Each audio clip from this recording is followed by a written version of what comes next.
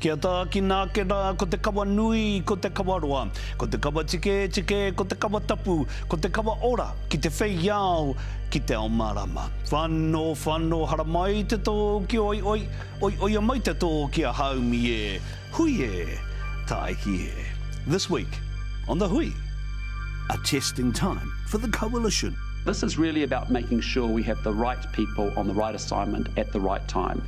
2 ministers sacked, an unprecedented court case against the Waitangi Tribunal, and more changes to legislation. We discuss the ups and downs of the coalition government. Plus, we catch up with the multi-talented Mataaho Collective. It feels like a powerful movement this year. The group of wahine Māori artists who are shining bright at the Venice Biennale.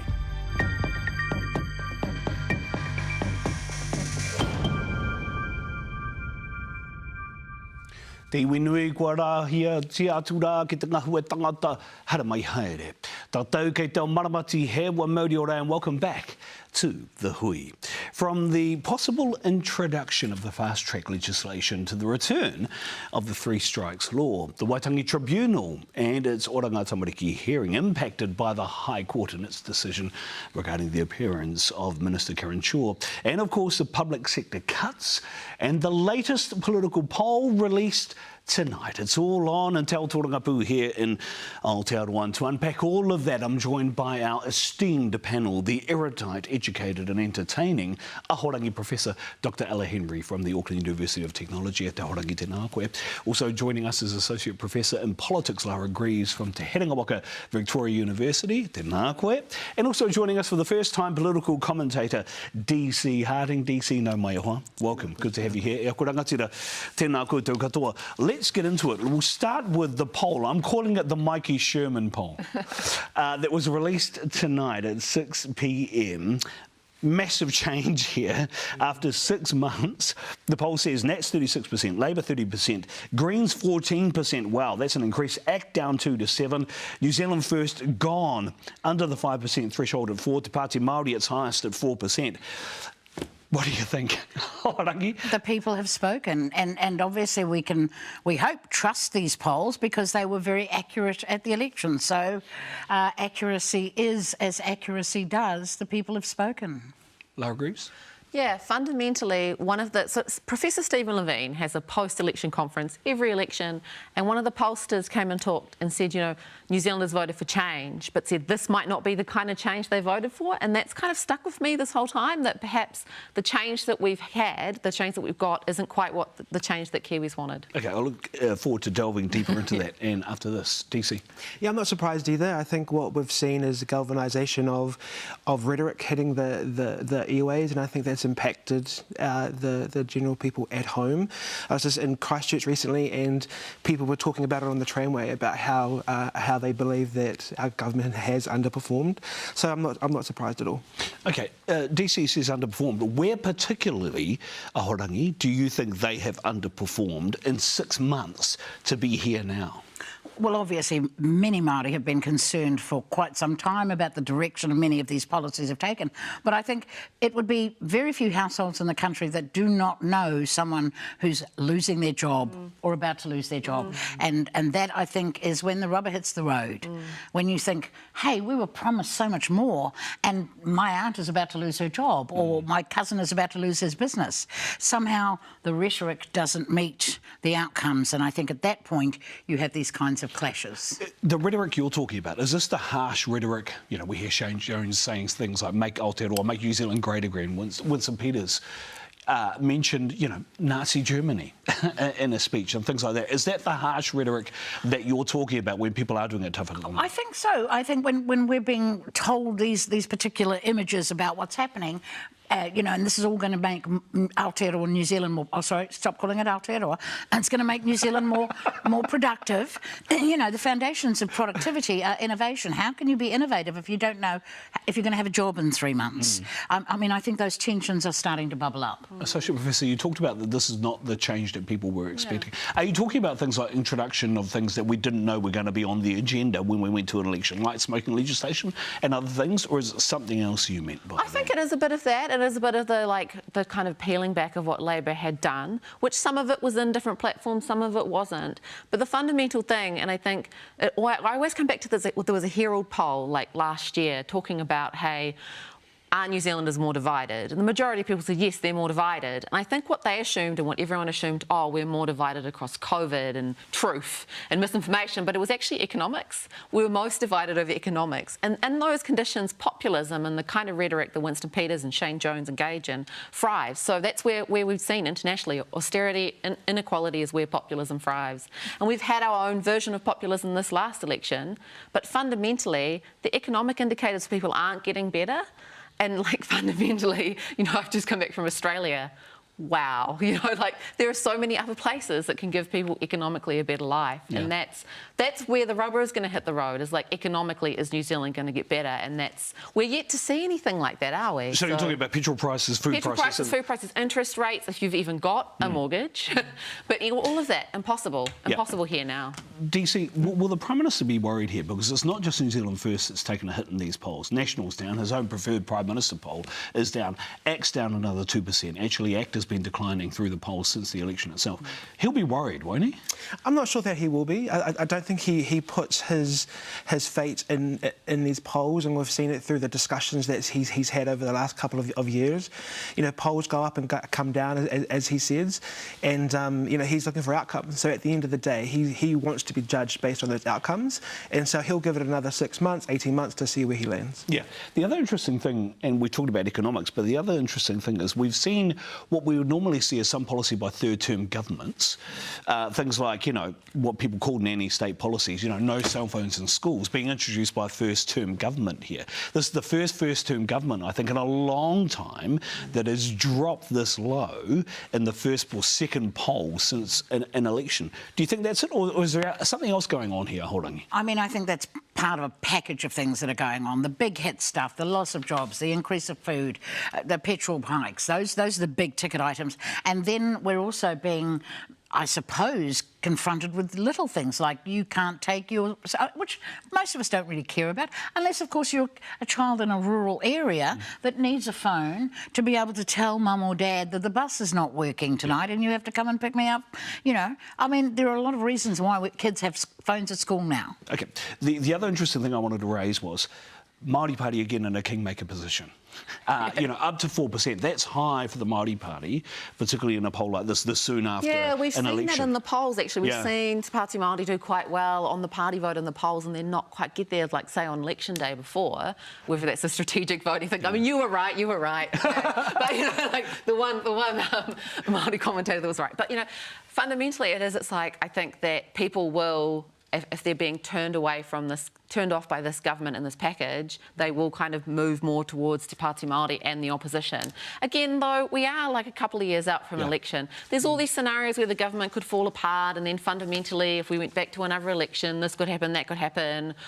You know, Andrew Geddes will get called up and talk about the Constitution, I'll get called up and talk about the polls, and it'll be a whole bunch of drama. But I don't see that also happening. Like, even though some people, I think, on the left are wishfully thinking the government will fall apart, we don't have that indication yet. Yeah. So we're still years away from anything happening. No, you're right. So we need to be careful we're not reading too much in, However, Greens at 14% is very high, right? Which says a few things as well.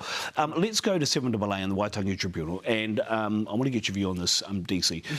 So the Waitangi Tribunal released its interim report today. It is a scathing report. It says the removal of 7AA will cause harm. Tracy Martin, the former minister, who's dyed in blue, you know, New Zealand First Minister, repealing 7AA will leave kids worse off. What's your response to the Waitangi Tribunal's report? Oh, look, they're 100% right. We know that whakapapa is important to our people, and when you remove that sort of space from legislation and with the intent of saying that the physical safety of a child is more important than the holistic safety, it just shows where this government is going wrong. And the other point that I would like to say about this is that this shows that there is actually no innovation to fix a problem. The idea to remove something from a piece of legislation which is going to cost lots of money instead of fixing the actual problem, which is a couple of social workers misinterpreted a piece of legislation, so let's fix that. Let's put in some training and development around that, but instead what they're going to do is they're going to strip our kids from their whakapapa again.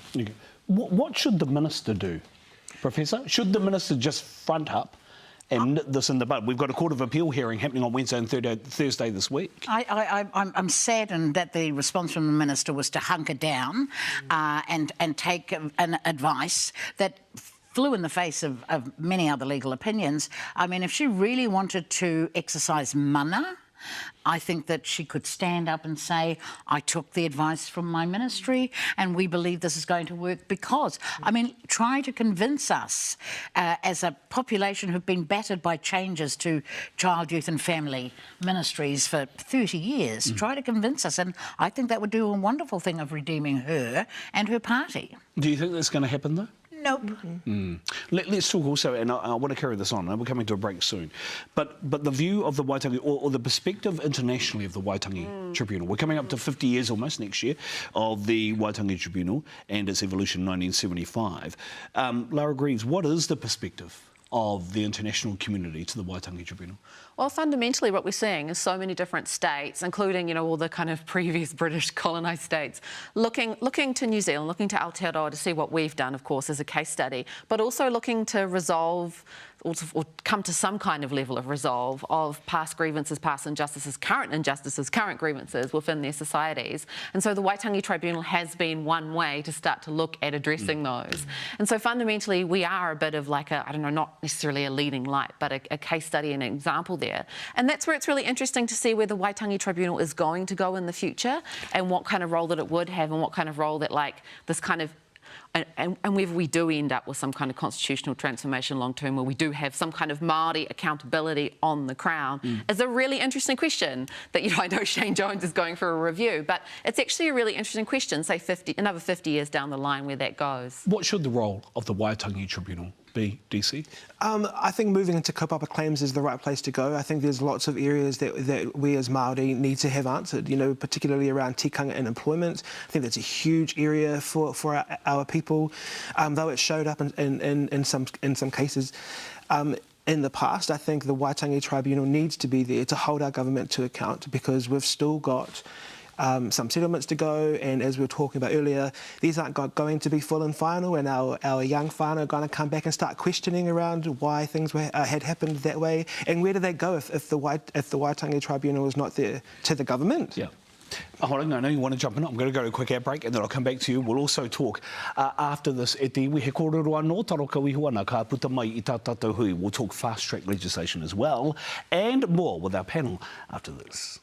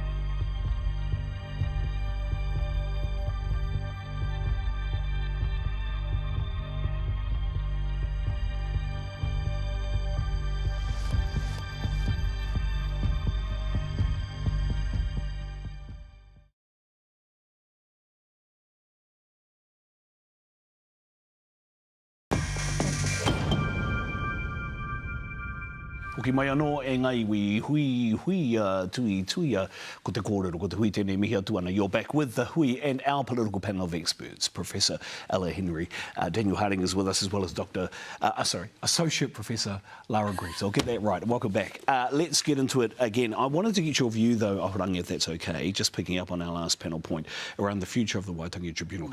As was mentioned, Shane Jones has had a couple of cracks. Yeah. and I think that's really distressing, because one of the ways that any government can negatively impact on the actions of the tribunal, and we'll see this at the budget, I hope not, but may, is cutting funding, which will absolutely disempower them. And the reality is, the Waitangi Tribunal is as close as this country will ever get to a Truth and Reconciliation Commission.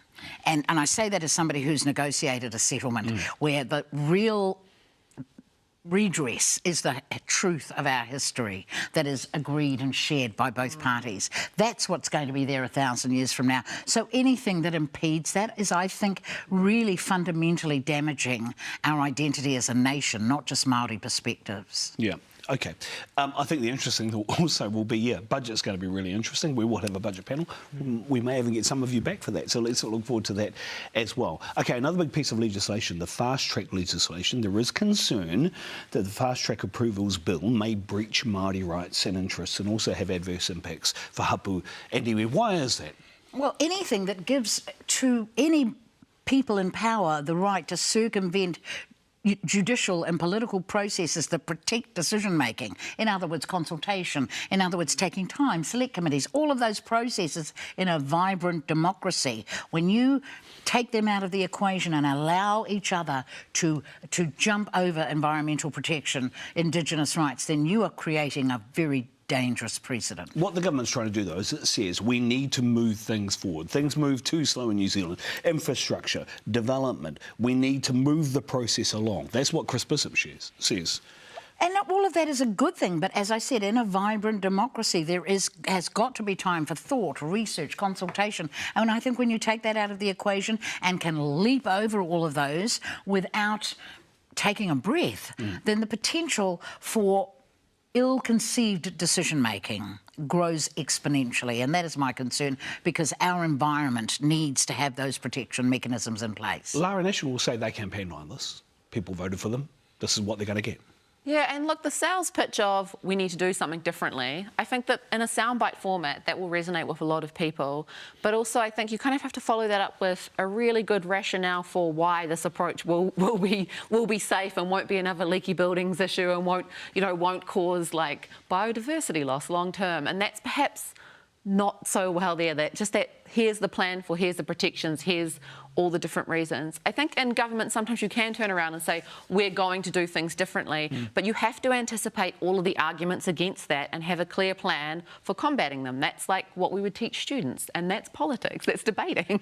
Yeah, DC, there's an accusation here that this is an authoritarian approach by the current government, right? 3 ministers. Oh, there's going to be an expert panel, by the way, that will oversee some of these submissions and all that kind of things. But what's your perspective on that view, that people say actually this is really an authoritarian approach by the government? Well, the panel is there just for the panel to be there. You know, they've established it for the purpose of saying, look, we're going to take advice from these people. But at the end of the day, if a minister gets to make the decision, for me and the people that I talk to about this issue, it has the potential to be another foreshore and seabed issue. You know, what's going to happen when a company comes into this country and wants to work on a piece of land, you know, and there's no consultation, there's no discussion, there's no going to the people of that land. You know, we're going to see an uprising. It's interesting you say the foreshore and seabed, because we are 20th anniversary, actually pretty soon, of the foreshore and seabed hikoi. There's been talk of other hikoi going on, but do you think that's actually going to happen, that there is going to be this voice that starts to come out about hitting the streets? I mean, we've already seen that voice uprising, but it has the potential to grow if something like this continues to move forward. And I think National and the coalition government need to consider that moving forward. Yeah, it's interesting. Gemini is just saying on our post now on the Hui now there should be more protests, so that's interesting. So Ahorangi, you know, the other argument could be here that iwi could participate in this process. In fact, iwi have participated in infrastructure development for a long time. Absolutely. So there are opportunities that exist there. There will, but that's not necessarily equitably distributed. I mean, there are certain iwi that have more resources and more capability to engage at the highest levels. Those wee iwi, the ones that are under-resourced, underfunded, the ones often who are the last ahi ka of some of the most precious places. Will they have a voice at the table? I hope so. Yeah. And one of our whanaunga, it's Shane Jones, by the way, says things like, if there is a mining opportunity and it's impeded by a blind frog, then goodbye, Freddie. I mean, he makes pretty clear what he wants to happen, right, Lara? He's very good at the one-liners, Like, that's the, got to give it to him. Like, that uncle energy, great, yeah. The uncle energy. I've never heard it described that way before. Yeah. OK, let's talk about the three strikes law, because this is going to be reintroduced in a slightly different way. Does three strikes policy work? DC? It works in the sense of developing and providing excessive judgments and sentencing. And if that's what the government is after, which is to get people off the street for a longer period of time, then the answer is yes. But does it rehabilitate? Does it do the things that prison is supposed to do? I don't think so. I mean, it takes $200,000 to look after a prisoner a year. Imagine if we put that into rehabilitation for someone instead of keeping them locked up doing nothing. Yeah, what the government will say, though, is that it gives judges more discretion. Right, and that it's only applied to sentences of only 2 years or 24 months. That's what the government will say as a way of measuring the kind of argument that you just made. That's true, but the government have said things like that for a long period of time, and that's why we're in where we are today. At the end of the day, what we have seen is evidence-based. That is, that more Māori have ended up in prison because of this. More Māori spend time longer in prison because of this law, and I think we'll see that again. What the Prime Minister said, Lara agrees, is, quote, Māori are more likely to be victims of crime, essentially that this policy is colourblind and will help Māori. Well, that is true, that Māori are more likely to be victims of crime. But taking this to a broader level, this is one of those areas, like one of those classic populist areas where I feel as though almost like the grand political strategy is to have us sit around and criticise it. Like me as an associate professor, as, you know, a prof, and all of us in this media studio, criticising it kind of almost gives the government more weight sometimes. Yep. And that's what I've honestly been having little ethical like worries at night, thinking, oh, you know, are we playing into it in a way? Because they do want to get that kind of the common sense random person that Shane Jones appeals to on the street, who likes the one-liner about the frog. I like that too, but you know, like that likes that, but really that speaks to that person. Us criticising it almost like makes it more positive in their mind. It's one of those weird. We just got this. We're going for a populism phase, team. That's what we're doing, and that we're playing into it, unfortunately. Professor, is the part of that populist approach the decision that the Prime Minister made to demote Melissa Lee as the Minister for Broadcasting, and Penny Simmons as well in terms of Disabled People's Services? I mean, these are two women ministers that the Prime Minister has decided, I'm second, they've gone. I think what's more interesting is to be able to take a step back and see other ministers that have perhaps acted importunely and unfortunately and have not been treated that way. Whether or not it's because they're women or men, I don't know. But I'm more interested in the ones who've been able to get away with, I would think, inappropriate behaviour. Well, I mean, the way, say, the Associate Minister of Health and the smoking advice from her ministry was not really particularly chastised. High-profile ministers being rebuked for the way they are talking about the Waitangi Tribunal, which obviously contradicts. Is any, you know, which action... you probably can't touch because they're part of coalition. Exactly, but I mean, no action at all is taken about them. So I'm more interested in watching as this unravels who's on the inside and who's on the outside. And if you're on the outside, your head will get chopped off quite quickly. Man, we're getting a lot of feedback, and there's so much more to discuss. Unfortunately, we're out of time, so we're going to do it again in a couple of weeks. Okay. Thank you all very much to our Professor, Associate Professor, and also to DC. Thank you all very much for being a part of our panel tonight. Tēnā koutou katoa. We stay with us. E haere ake nei, the wahine toa of the Mataaho Collective and their new tohu toa at the Venice Biennale.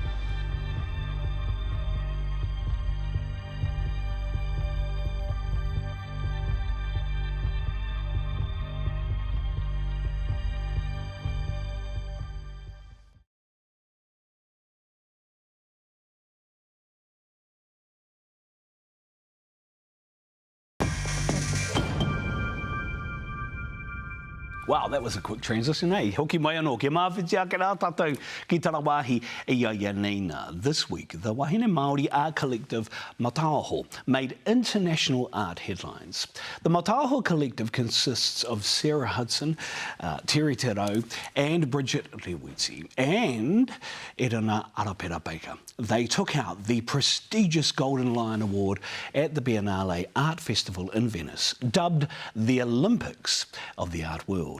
Their large-scale installation, Takapo, first displayed at Te Papa, is now front and centre at the festival in Italy. Our reporter John Boynton caught up with two of their members, Sarah Hudson and Terry Terau.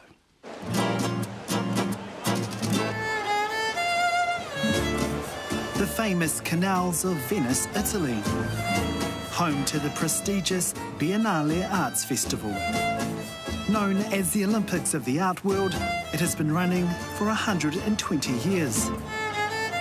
From the 86 countries exhibiting this year, it was Aotearoa, New Zealand that took the premier prize. Che consegnerà il Leone d'Oro a Mataaho Collective. The Golden Lion was awarded to the Mataaho Collective for their installation Takapo, an artistic and engineering feat. Mataaho Collective has created a luminous woven structure of straps that poetically crisscross the gallery space. First of all, anei te mihi ki atorua, mo tō tohu. What's it like being the recipient of the Golden Lion at the Biennale Arts Festival? Overwhelming. Unexpected? Yeah, unexpected. It feels really unreal, so we're really grateful.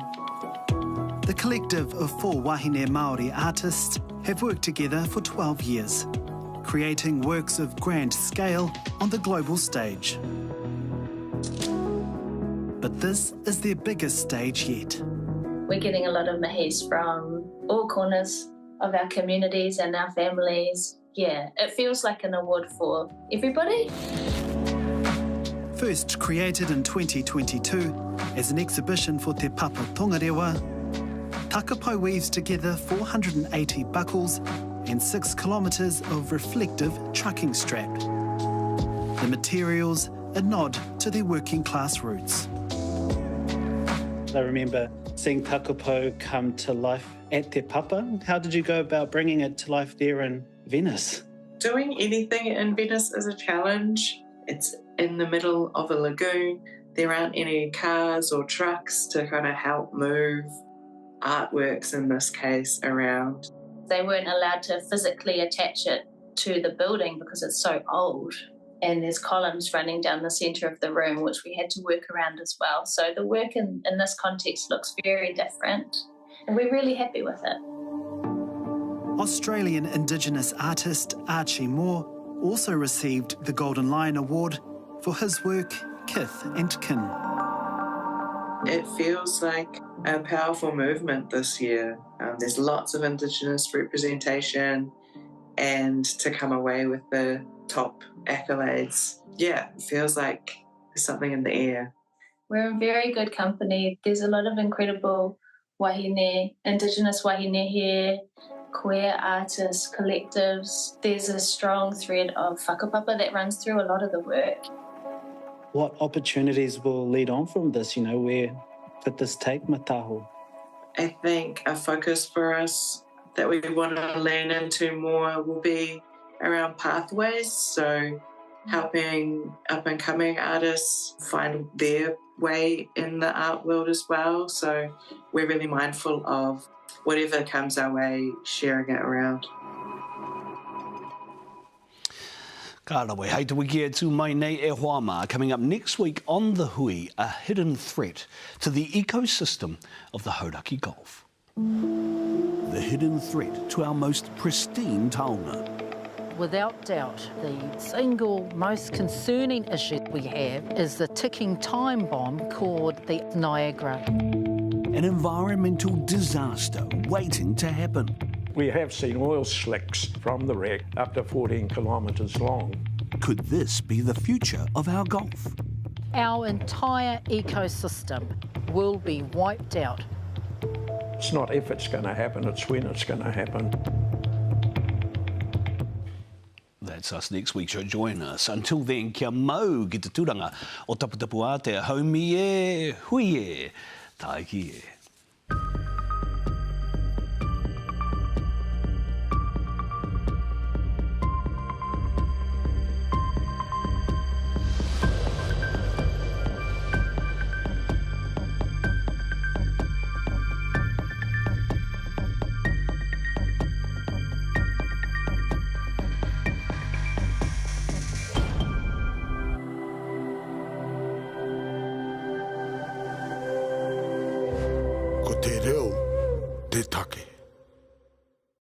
Nā te puna whakatongarewa, te hui, i tautoko.